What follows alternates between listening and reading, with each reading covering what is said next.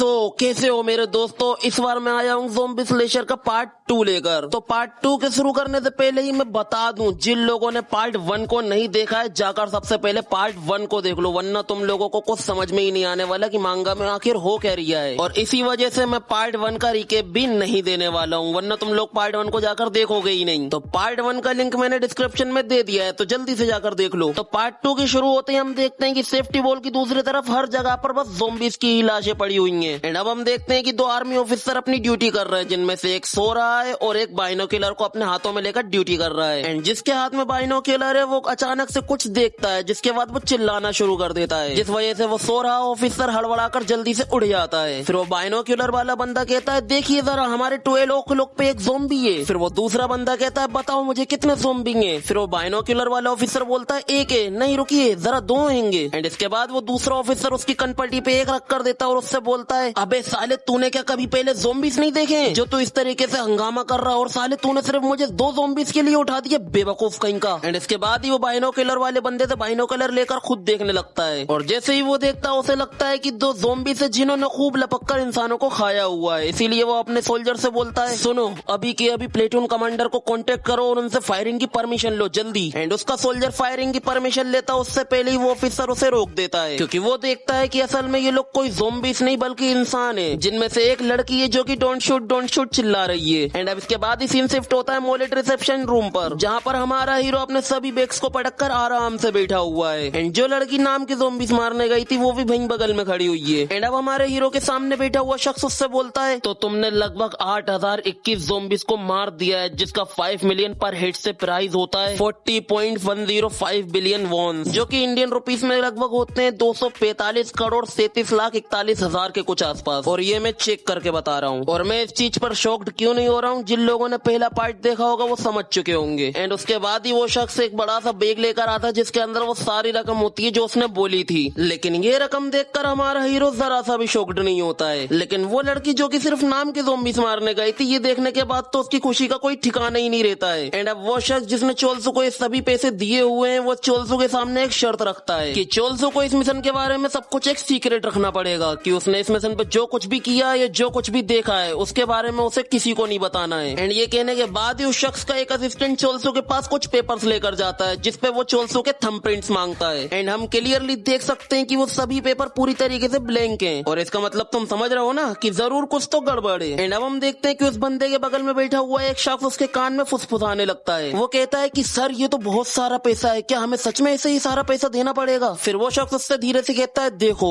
इस पागल ने सभी ज़ॉम्बीज़ की नाक को काट दिया और उनको यहाँ लेकर आ गया है, तो इसके बाद अब हम इससे चीट नहीं कर सकते हैं, और इसके बाद भी अगर हम इसको इसका पैसा नहीं देते हैं तो हो सकता है ये हमारी भी नाक काट दे। तो अभी के लिए तो इसको इसका सारा पैसा दे दो, फिर बाद में हम इससे वो सब कुछ वापस ले लेंगे। After all it is the public servants duty. तो अब तुम सबको सब कुछ समझ में आ ही गया होगा कि ये कमीने कुछ तो करने वाले हैं। एंड अब हम देखते हैं कि चोल्सो ने उन पेपर्स पे अपना थंबप्रिंट दे दिया होता है, और अब मैंने ध्यान से देखा है कि उन पेपर्स पे लिखा हुआ है, वो पेपर खाली नहीं है। वो क्या है, पहले मैंने उन्हें ध्यान से नहीं देखा था, उसके लिए सॉरी। तो अब चोल्सो उन सभी पेपर्स पे साइन करके और वहाँ से अपना सारा की सारा पैसा लेकर बाहर आ जाता है। एंड अब वो लड़की चोल्सो से पूछती है, मिस्टर अब तुम कहाँ जा रहे हो? और उसके बाद ही चोल्सो अपना पैसों का बैग जमीन पे रखता है और उसमें से 30 मिलियन वॉन्स निकालकर उसको दे देता है, ये कहकर कि ये उस क्रॉसबो की फीस है जो चोल्सो ने उस लड़की से रेंट पर लिया था। वाह भाई, देख रहे हो, एक क्रॉसबो को रेंट पर लेने के लिए 30 मिलियन वॉन्स मिल रहे हैं, वाह। एंड अब 30 मिलियन वॉन्स उस लड़की को देने के बाद चोल्सो उससे कहता है, अब से तुम मेरा पीछा मत करना। एंड ये कहते ही चोल्सो अब वहाँ से चला जाता है, और वो लड़की सिर्फ चोल्सो को खड़े खड़े देखती रहती है। फिर वो चोल्सो से कहती है, तो अब तुम एक घर खरीदने वाले हो है ना, तो जब तुम एक अच्छा सा घर ढूंढ लोगे तो क्या मुझे इनवाइट करोगे वहाँ पर? अगर तुम मुझे इनवाइट करते हो तो मैं तुम्हारे लिए एक अच्छा सा हाउस वार्मिंग गिफ्ट ला कर दूंगी। लेकिन चोल्सो उसे कोई जवाब नहीं देता है और वहाँ से चला जाता है। एंड अब फाइनली हमारा हीरो अपना सपना पूरा करता है, वो आखिरकार उस घर को खरीद लेता है जो कि उसको पसंद था। एंड इसके बाद वो ओल्ड मैन जिनसे चोल्सो ने वो घर को खरीदा है, वो चोल्सो को उस घर में जाने के लिए कहते हैं। एंड अब चोल्सो उस घर के गेट को खोलता है, देन उसके बाद वो अपने घर में जाने लगता है। एंड अब जैसे ही चोल्सो अंदर वाले गेट को खोलता है, हम देखते हैं कि चोल्सो उस घर को खरीदने के बाद भी खुश नहीं लग रहा है, लेकिन फिर भी वो उस घर की लाइट को ऑन करता है, और जैसे ही वो अपना पैर आगे रखता है, उसका पैर अचानक से एक नेल पे पड़ जाता है, यानी कील पर पड़ जाता है, जिसके बाद चोल्सो के पैरों में से खून आने लगता है। एंड अब चोल्सो नोटिस करता है कि उस कील के ऊपर तो डार्क ब्लड लगा हुआ है, जो कि सिर्फ ज़ॉम्बीज़ का होता है। एंड अब हमें दिखाया जाता है कि जब चोल्सो वहाँ से आ रहा था, तब उन्होंने सभी ज़ॉम्बीज़ की नोजेस एंड शोवल्स यानी फावड़े चोल्सो से वहीं पर रखवा दिए थे, ये कहकर कि जिस भी चीज पर ज़ोंबी का ब्रेड लगा हुआ है वो चीज असल में बहुत ही खतरनाक हो सकती है, इसीलिए वो इन्हें यहीं पर रख जाए। एंड अब चोल्सो को समझ में आता है कि ये असल में उन कमीनों की एक चाल थी, जिसमें चोल्सो अब बहुत ही बुरी तरीके से फंस चुका है, क्योंकि अब चोल्सो भी धीरे धीरे एक ज़ोंबी में बदलने लगता है। एंड गाइस, मैं झूठ नहीं बोलूंगा, इन लोगों ने इस पैनल को क्या ही मजेदार तरीके से दिखाया है। इन लोगों ने एक एक चीज जितनी एक्यूरेट तरीके से समझाई है ना, वो सब कुछ फील हो रही है। तुम्हें ऐसे समझ में नहीं आएगा, जब तुम खुद आकर इस मांगा को पढ़ोगे और खुद इस पैनल को देखोगे तब तुम्हें रियलाइज होगा कि मैं क्या कहना चाह रहा हूँ। तो अब जब चोल्सो एक ज़ोंबी में बदल रहा होता है तो अब उसको अपने भाई की पुरानी बातें याद आने लगती हैं। एंड अब हम देखते हैं कि ये छोटा लड़का जो खाना खा रहा है वो असल में चोल्सो है, और ये बड़ा लड़का असल में उसका बड़ा भाई है। एंड चोल्सो का बड़ा भाई उससे कह रहा होता है, देखो चोल्सो, मैं जानता हूँ कि हम एवेक्यूएशन के बाद मोमडेड से अलग हो गए, पर मुझे अब भी यकीन है कि वो अब भी जिंदा होंगे, और इसी वजह से मैं एक घर खरीदना चाहता हूँ, एक ऐसा घर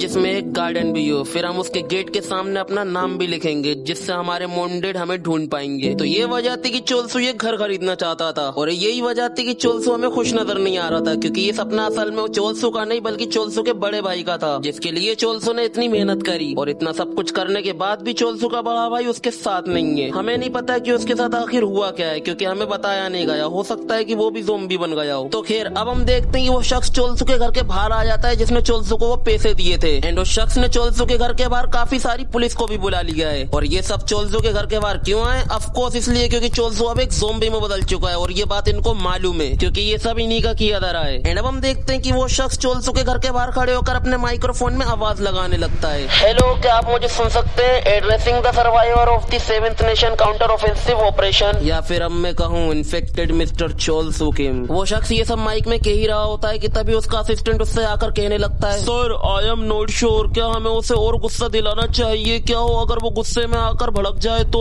एंड सच में हमें ये सब तब नहीं करना चाहिए जब उसके घर पर पहला दिन हो। मुझे ये सब करते हुए बिल्कुल भी अच्छा नहीं लग रहा है सर। फिर वो शख्स उससे कहता है, देखो, अगर एक बार ये बात फैल जाए कि किसी ने सरवाइव कर लिया है the nation counter offensive movement में, तो हो सकता है कि स्लेशर्स उसको अपने साथ शामिल कर ले, लेकिन इसके अलावा उसके छोटे मोटे भड़कने पे भला किसे परवाह है? एंड इस वक्त हम देख पा रहे हैं कि वो भले ही बाहर से ये दिखाने की कोशिश कर रहा हो कि ये सब वो गवर्नमेंट के लिए कर रहा है, लेकिन हम देख पा रहे हैं कि उसके अंदर एक इविल शेडो दिखाई दे रही है, जिसका मतलब कि वो ये सब अपने खुद के मतलब के लिए कर रहा है। एंड हम देख पा रहे हैं कि चोल्सो के घर के बाहर इस वक्त बहुत सारी पुलिस आ चुकी है। एंड अब वो शख्स फिर से माइक में कहने लगता है, in accordance with the zombie prevention act paragraph 3 of article 1, mister Cholso Kim, हम आपको इन्फेक्शन की वजह से टर्मिनेट करते हैं। एंड इसके अलावा पैराग्राफ 7 ऑफ आर्टिकल 3 के तहत आपकी सारी प्रॉपर्टी को जब्त किया जाता है। और ये सब कहते वक्त हम उसके चेहरे पे एक इविल से स्माइल को साफ साफ देख सकते हैं। तो अब इतना सब कुछ सुनने के बाद फाइनली चोल्सो अपने घर का गेट खोलकर बाहर आता है। एंड इस वक्त चोल्सो को देखकर बिल्कुल ऐसा लग रहा है कि वो पूरी तरीके से ज़ोंबी में बदल चुका है, लेकिन ऐसा नहीं है, वो अब भी सोच सकता है। चोल्सो कह रहा होता है, पहले ज़ोंबी, फिर गरीबी,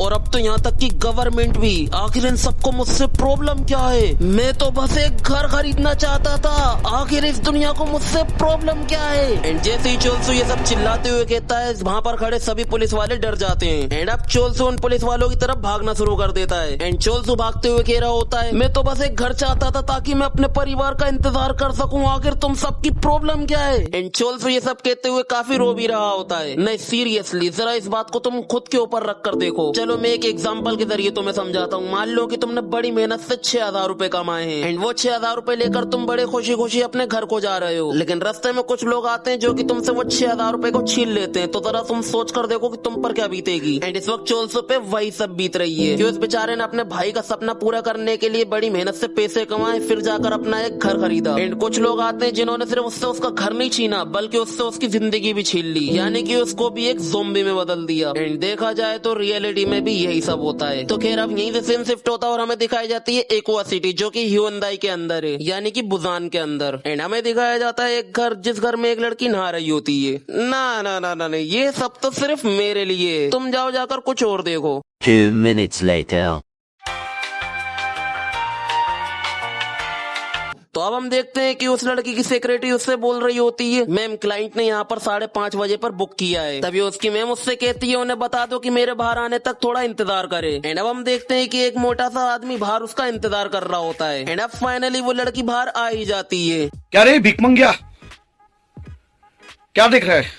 एंड ये लड़की स्लेशर कंपनी चोई एंड जेंग की डायरेक्टर है, जिसका नाम है एजियोंग चोई। एंड ये वही मास्क वाली लड़की है जो कि हमारे हीरो के साथ थी। हाँ भाई, लड़की जिसे 30 मिलियन वोन फ्री में मिल गए थे, वो भी सिर्फ एक क्रॉसबो उधार देने पर। तो अब उस लड़की की सेक्रेटरी उस मोटे बंदे से उसका इंट्रोड्यूस करवाती है कि ये बंदा है मिस्टर म्योंगो जियोंग। हाँ यार, अभी लोगों की लंबी सी गपशप चलने वाली है जो कि मुझे बिल्कुल भी पसंद नहीं है, लेकिन फिर भी तुम्हारे लिए मैं जरूर बताऊंगा। तो अब वो लड़की बैठते हुए कहती है, तो बताइए मिस्टर जोंग, आप मेरी कंपनी में क्यों आए? फिर वो शख्स कहता है, देखिए मैम, मैंने आपको बताया तो था कि आप ज़ोंबी एरिया से ऑब्जेक्ट को ले सकती हैं, यानी कि जो भी चीजें ज़ोंबी के एरियाज में होती हैं वो इन सभी चीजों को लेने की बात कर रही है। फिर वो लड़की हंसते हुए कहती है, अच्छा फिर तो आप बिल्कुल सही जगह पर आए हैं। ये चोई एंड जेंग कंपनी, एंड हम लोग ज़ोंबी वायरस से रिलेटेड चीजों को संभालने में काफी ज्यादा माहिर है, जैसे कि ज़ोंबीज का सफाया करना और खोई हुई चीजें या लोगों को वापस लेकर आना। ये सभी काम हमारी कंपनी करती है, और हमारी कंपनी में काफी प्रोफेशनल ज़ोंबी स्लेशर्स भी हैं जो कि ज़ोंबीज का सफाया काफी अच्छी तरीके से करते हैं। एंड इसके बाद उसकी सेक्रेटरी उस आदमी को एक बड़ा सा कैटलॉग पकड़ाती है जिसके अंदर सभी ज़ोंबी स्लेशर्स की डिटेल और उनका प्राइस लिखा हुआ है। And guys, look at the price. नहीं भाई, मतलब इतने प्राइस में वो ज़ोंबी स्लेशर्स काम करते हैं। नहीं भाई, मतलब जरा नीचे वाले को तो देखो जो कि 78.2 बिलियन चार्ज करता है ज़ोंबीज का सफाया करने के लिए। भाई इतने में तो ये बंदा हमारे हीरो के 2 घर खरीद लेगा। और ये प्राइस देखकर इस बंदे के भी पसीने आने लगते हैं। फिर वो लड़की इसे बताती है कि आपकी दी गई लोकेशन या उस ऑब्जेक्ट के साइज के हिसाब से पैसे कम या ज्यादा भी हो सकते हैं। फिर वो शख्स उससे बोलता है, देखिए मुझे आपके प्राइस के बारे में पहले नहीं बताया गया था और इस वक्त सिर्फ मेरे पास 100 मिलियन वोन्स ही बचे हैं। अब वो लड़की अपने चाय का कप नीचे रखते हुए अपनी सेक्रेटरी से कहती है, सेक्रेटरी पाक, आखिर मैं अपना टाइम इस बेवकूफ के ऊपर क्यों वेस्ट कर रही हूँ? इस आदमी को अभी के अभी यहाँ से बाहर निकालो। फिर वो शख्स उस लड़की से घबराते हुए कहता है, अरे मैम जरा रुकिए, असल में बात ये है कि जो चीज हम आपसे मंगाना चाहते हैं उसकी खुद की प्राइस ही 50 बिलियन वोन से ज्यादा है। असल में बात ये है कि मैंने ज़ोंबी इन्फेक्शन से पहले मजे ही मजे में कुछ क्रिप्टो करेंसीज खरीद ली थी, जिसकी वैल्यू कुछ सालों में ही 1000 गुना से भी ज्यादा बढ़ चुकी है। इसीलिए अगर आप मुझे वो हार्ड ड्राइव लाकर दे देती हैं, तो जो क्रिप्टो करेंसी को बेचकर मुझे जो प्रॉफिट बनेगा मैं उसका आधा आपको दे दूंगा। एंड ये सुनते ही वो लड़की काफी ज्यादा खुश हो जाती है। एंड अब वो शख्स बोलता है, देखिए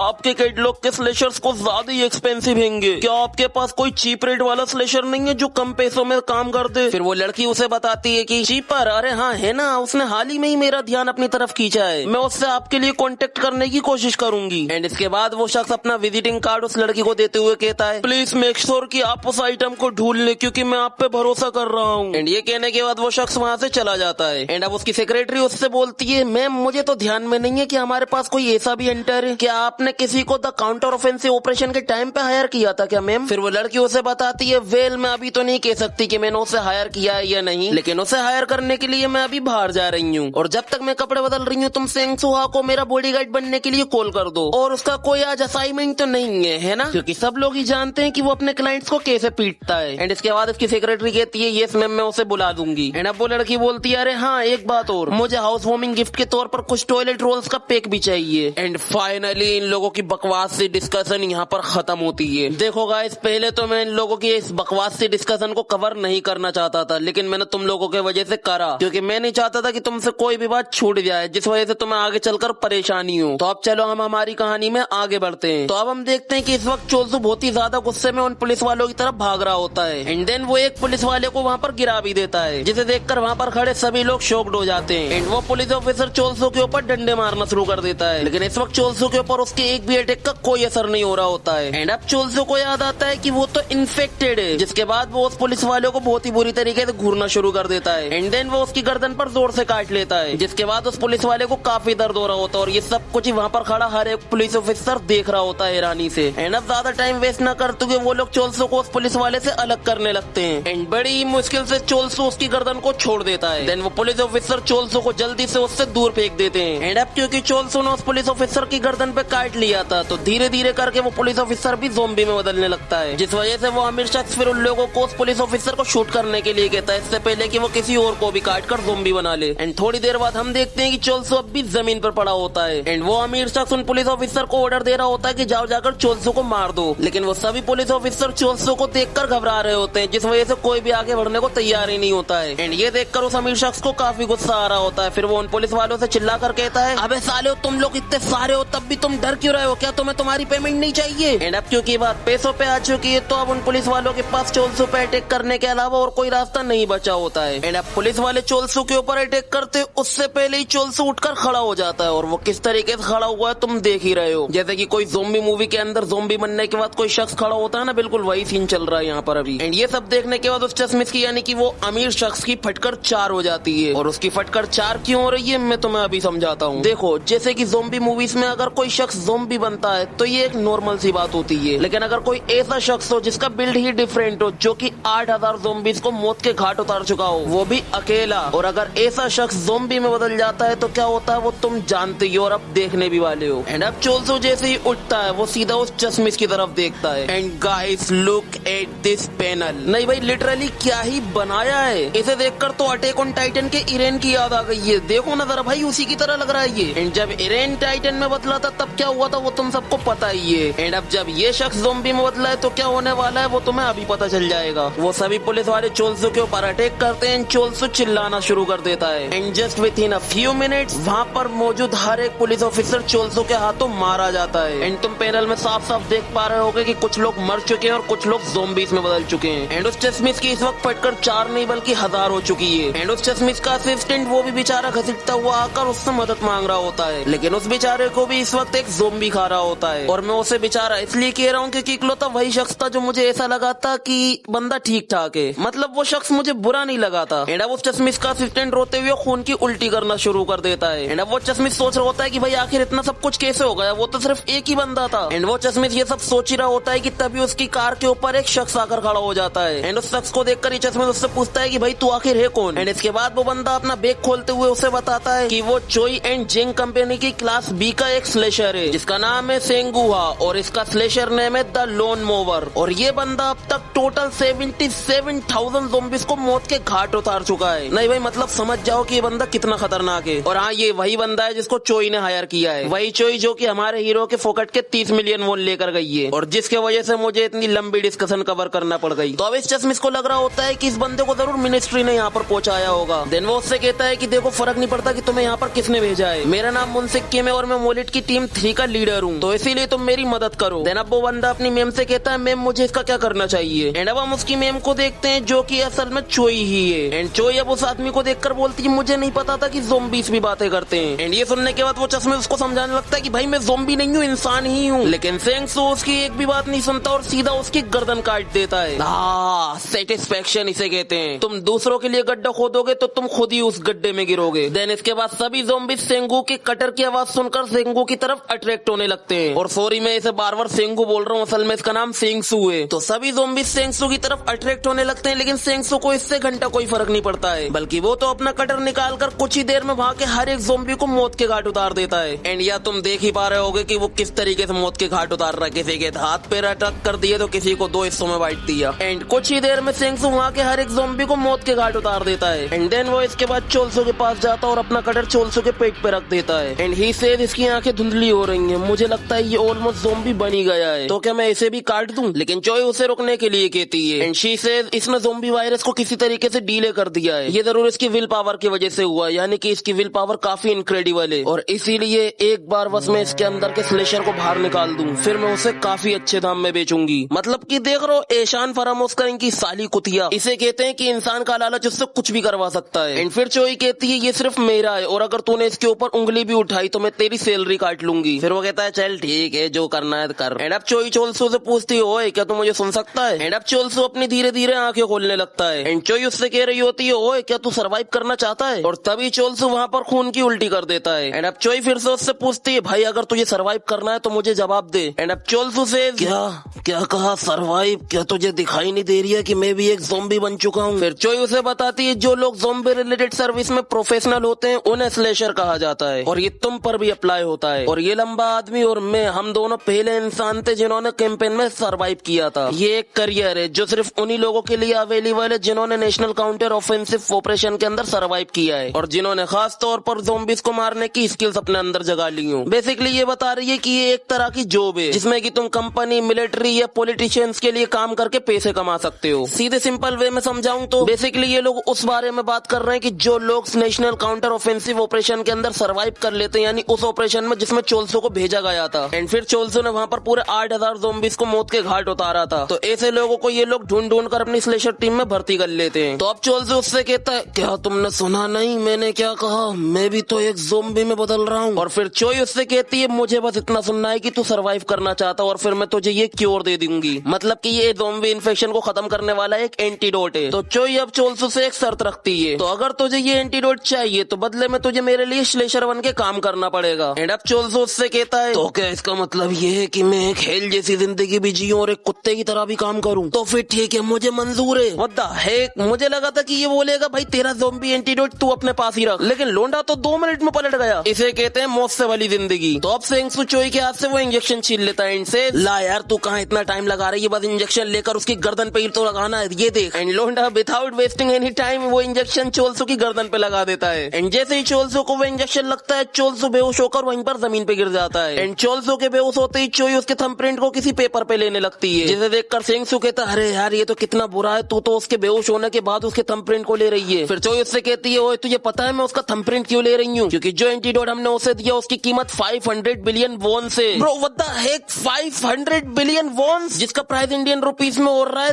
3015 करोड़ रुपए ब्रो। देन चोई कहती है और इसीलिए हमें इसकी जान भी बचाना और वो जो 500 बिलियन वॉन है ना उसकी भी कीमत इससे वसूल करनी है। फिर सेंगसू कहता है हाँ सब जानते हैं तू पैसों के लिए कितनी पागल है। एंड अब यहीं पर हमारा ये एपिसोड खत्म होता है। एंड अब चोल्सू के साथ क्या होने वाला है वो तुम्हें पता चलेगा अगले एपिसोड में। और अब मैं ये भी बता दूं कि जो चैप्टर्स अब आने वाले हैं वो इतने ज्यादा मजेदार होने वाले हैं कि तुम सोच भी नहीं सकते। वैसे तो मैं उन चैप्टर्स को भी इसी वीडियो में कवर करता, लेकिन वीडियो को ज्यादा ही लंबी हो रही थी, इस चक्कर में मैंने सोचा चलो छोड़ो यार अगली वीडियो में कवर करेंगे। लेकिन यार तुम लोगों की वजह से एक बात तो है कि मेरा वीडियो बनाने का मन नहीं करता, क्योंकि तुम लोगों की मुझे सपोर्ट ही नहीं करते। और इसीलिए अगर तुम चाहते हो ना कि मैं कंटिन्यू वीडियोस लाता रहूं तो ज्यादा से ज्यादा तुम्हारे भाई को सपोर्ट करो, क्योंकि जितना ज्यादा तुम तुम्हारे भाई के लिए प्यार दिखाओगे उतना ही तुम्हारा भाई तुम्हारे लिए नई मजेदार मांगास लाता रहेगा। और हाँ एक बात और कि नेक्स्ट वीडियो होने वाली है रियलिटी क्विज के पार्ट 2 की, एंड उसके बाद जो वीडियो आएगी वो होगी किंग ऑफ द अरेना के पार्ट 5 की। तो हाँ आज के लिए बस इतना ही था और अब मैं तुमसे मिलता हूँ नेक्स्ट वीडियो में, तब तक के लिए गुड बाय।